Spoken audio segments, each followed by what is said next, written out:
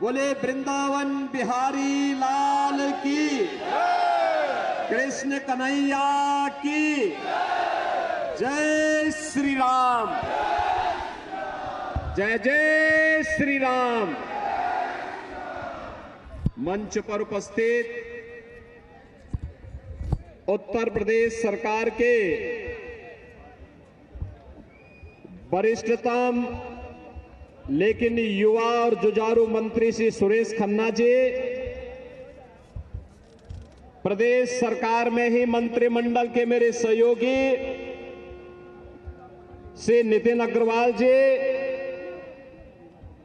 प्रदेश सरकार की मंत्री श्रीमती प्रतिभा शुक्ला जी, कानपुर के हमारे माननीय सांसद श्री रमेश अवस्थी जी, माननीय सांसद देवेंद्र सिंह भोले जी,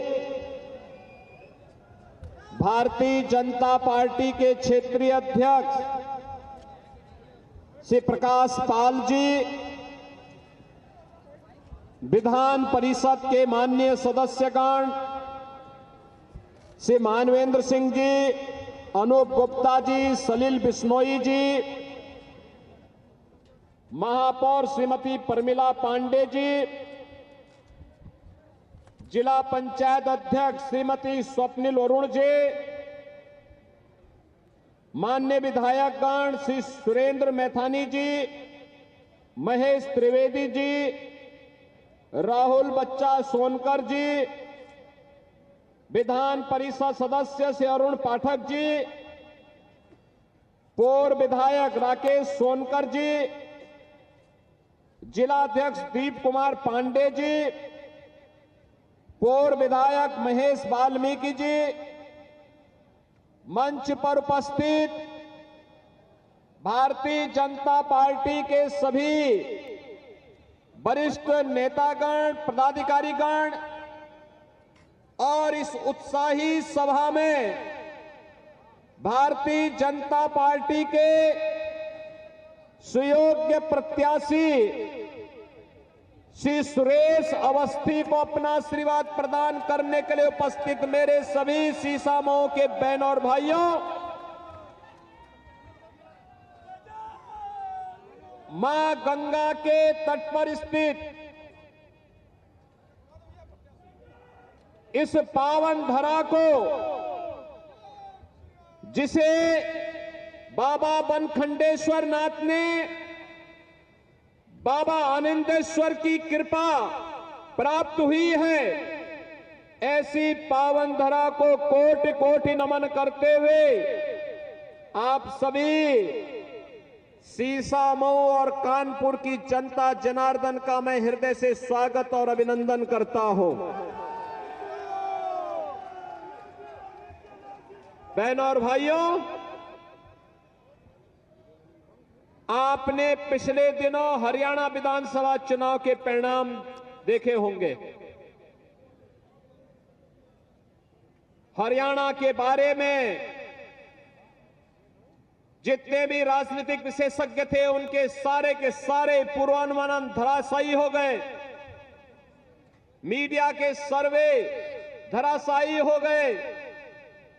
जनता जनार्दन ने प्रधानमंत्री मोदी जी के नीति के, उनके कार्यों पर अपनी मोहर लगा करके तीसरी बार हरियाणा में भारतीय जनता पार्टी की डबल इंजन सरकार लाने के लिए अपना जनादेश दिया है।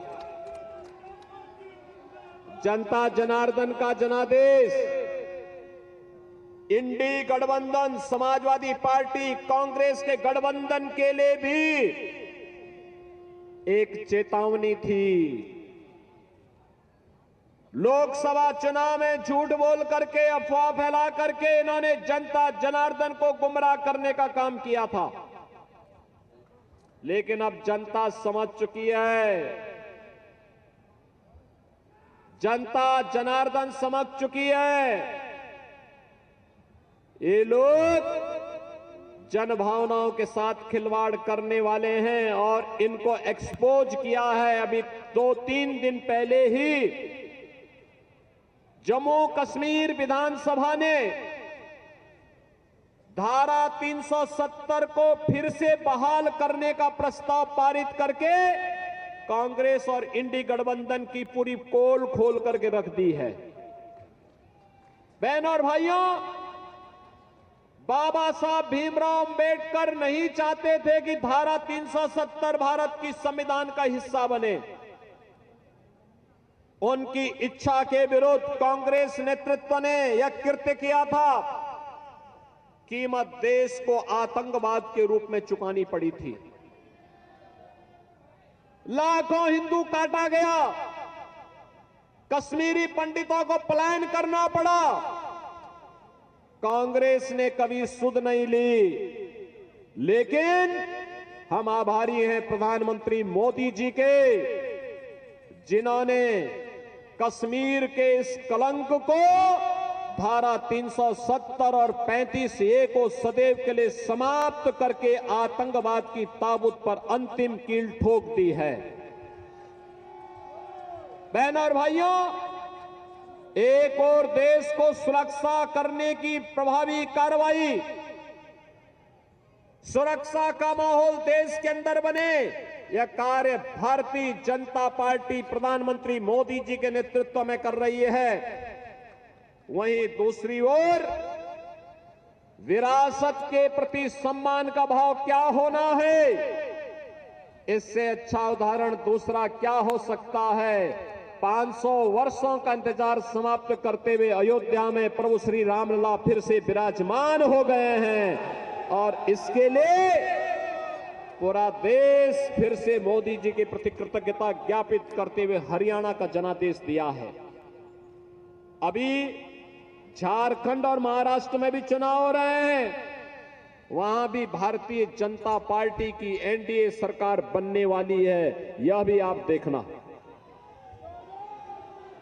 लेकिन मैं आज आपसे कहने के लिए आया हूं, बहनों और भाइयों, मैं कहने के लिए आया हूं आज आपसे, ये क्या स्थिति हम लोगों ने उत्तर प्रदेश के अंदर 2017 के पहले तत्कालीन सरकारों ने बना के रखी हुई थी। ये समाजवादी पार्टी प्रदेश का हर दुर्दांत माफिया और गुंडा इनका शागिर्द होता है। हर दुष्कर्मी को ये अपना गला लगाते हैं, हर अराजक तत्व को और हर दंगाई को ये अपने साथ लेकर के चलते हैं। मैं पूछना चाहता हूं, स्वर्गीय राजू पाल की हत्या होती है, समाजवादी पार्टी क्यों मौन रहती है? उमेश पाल के हत्यारों को क्यों समाजवादी पार्टी प्रश्रय दे रही थी? और उमेश पाल की सुरक्षा में लगे हुए उन निषाद जवान का क्या दोष था? लेकिन अपनी प्रवृत्ति से ये लोग बाज नहीं आने वाले हैं और आज भी माफिया और आपराधिक प्रवृत्ति के तत्वों को गले लगा करके प्रदेश की सुरक्षा के साथ एक और ये सेंध लगाने का कुत्सित प्रयास कर रहे थे, तो दूसरी ओर इनके द्वारा दंगाइयों को भी गले लगा करके प्रदेश को दंगों की आग में झोंकने का प्रयास किया गया। कानपुर का दंगाई जेल के शिक्षों में, समाजवादी पार्टी अभी भी उसको निर्दोष मानती है। दलितों और वाल्मीकि समुदाय की जमीन को कब्जा करने वाले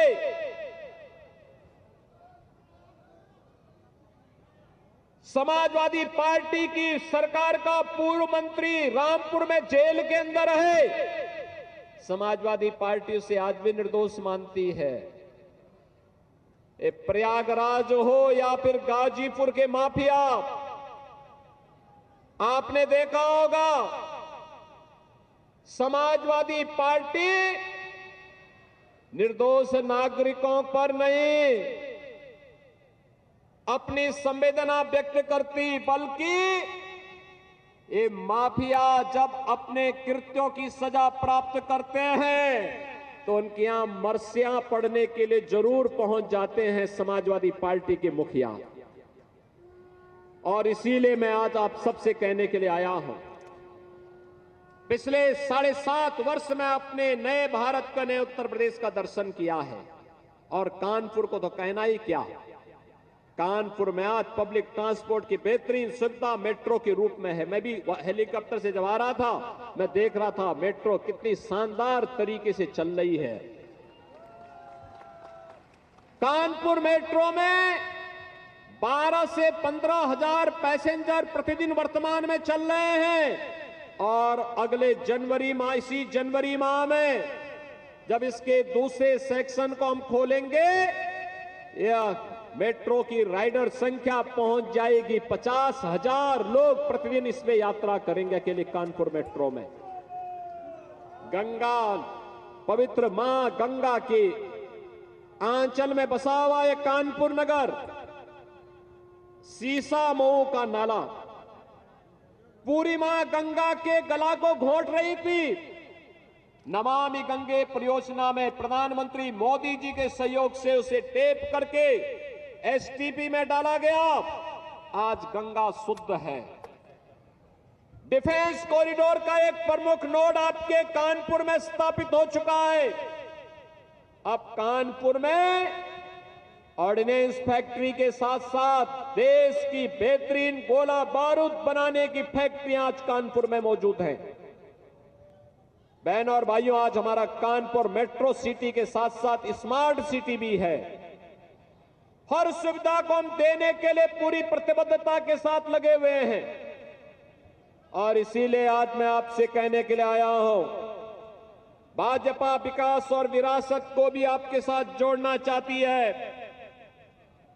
भाजपा सुरक्षा, समृद्धि और सुशासन की गारंटी भी है। भाजपा लोक कल्याण की गारंटी भी है। हर गरीब को मकान मिले, हर गरीब के सिर को ढकने के लिए एक आवास मिले, हर गरीब को राशन कार्ड मिले, हर गरीब के लिए मुफ्त स्वास्थ्य की सुविधा उसकी पसंद के हॉस्पिटल में प्राप्त हो, यह सुविधा केवल भाजपा ने उपलब्ध करवाई है। स्वच्छता के नए मानक भारतीय जनता पार्टी ने गढ़े हैं। विकास के नित नए प्रतिमान भारतीय जनता पार्टी ने रचे हैं। और बहनों और भाइयों, यही कहने के लिए मैं आज आया हूं आपसे, सीसा मऊ के पास ये अवसर है। जब कानपुर विकास कर रहा है तो सीसा मऊ को पिछड़ना नहीं चाहिए, सीसा मऊ को भी आगे बढ़ना चाहिए। ये कांग्रेस हमारी गुरु परंपरा को भी कलंकित करने का कार्य करती है। 1984 में इन्होंने जिस निर्ममता के साथ सिख बंधुओं के साथ बर्बर अत्याचार किया था, एक कांग्रेस के चेहरे को दिखाता है। ये देश को बांटना चाहती है, ये देश में जातीय विभाजन की नींव डालना चाहती है। ये सपा और बसपा हो या कांग्रेस, ये सभी एक ही थैले के चट्टे बट्टे हैं। इनसे सावधान रहने के लिए मैं आज आपके पास आया हूं। और इसीलिए मैं आपसे कहता हूं कि 500 वर्ष अयोध्या के लिए क्यों इंतजार करना पड़ा, मथुरा वृंदावन के लिए हमें इंतजार क्यों करना पड़ रहा है, काशी के लिए क्यों इंतजार करना पड़ रहा है? कारण है, हम बंटे थे तो। और इसीलिए मैं कहने के लिए आया हूं, एक रहेंगे तो नेक रहेंगे, सेफ रहेंगे। और बहनों और भाइयों, उसी नेक और सेफ रखने के लिए आपको मैं आज आह्वान करने के लिए आया हूं। ये चुनाव उसी सुरक्षा प्रदान करने का एक अभियान का हिस्सा है, सुशासन लाने का एक हिस्सा है। 7.5 वर्ष में प्रदेश का परसेप्शन जो बदला है, उस परसेप्शन को प्रभावी ढंग से आने वाली पीढ़ी तक प्रचारित करने का एक अभियान है। और उसी क्रम में आपका आह्वान करने के लिए मैं आया हूं। भारतीय जनता पार्टी ने अपने एक जुझारू कार्यकर्ता श्री सुरेश अवस्थी को अपना प्रत्याशी बना करके आपके बीच उतार करके भेजा है। बहन और भाइयों, मंच की टीम और आप सब मिलकर के अगर यहां पर एक साथ मिलकर के एक तारतम्य भाव के साथ आगे बढ़ेंगे तो बहन और भाइयों, कानपुर की तरह ही सीसामऊ भी विकास की मुख्य धारा के साथ जुड़ करके सरपट दौड़ता हुआ दिखाई देगा। और उसी दौड़ के लिए आपका आह्वान करने के लिए मैं आया हूं। बहन और भाइयों, उसी का आह्वान करने के लिए मैं आया हूं। आप लोग क्या सभी अपना आशीर्वाद देने को तैयार हैं? पीछे तक जहां तक मेरी आवाज जा रही है, सभी लोग अपना हाथ उठा करके श्री सुरेश अवस्थी जी को अपने आशीर्वाद देने की बात करिए। यहां भी, वहां भी, वहां भी, वहां भी, जहां कहीं तक मेरी आवाज पहुंच रही है, सभी लोग सहमत हैं? श्री सुरेश अवस्थी को आपका आशीर्वाद प्राप्त होगा, सभी का आशीर्वाद प्राप्त होगा। 20 नवंबर को भारी बहुमत से उन्हें विजयी बना करके भेजेंगे, सभी लोग बना के भेजेंगे। दोनों हाथ ला करके मेरे साथ बोलेंगे, जहां तक मेरी आवाज जा रही है, बोले भारत माता की, भारत माता की, भारत माता की जय श्री राम, जय जय श्री राम। न्यूज नेशन अब व्हाट्सएप पर खबरों के ताजा अपडेट के लिए न्यूज नेशन के इस QR कोड को स्कैन करें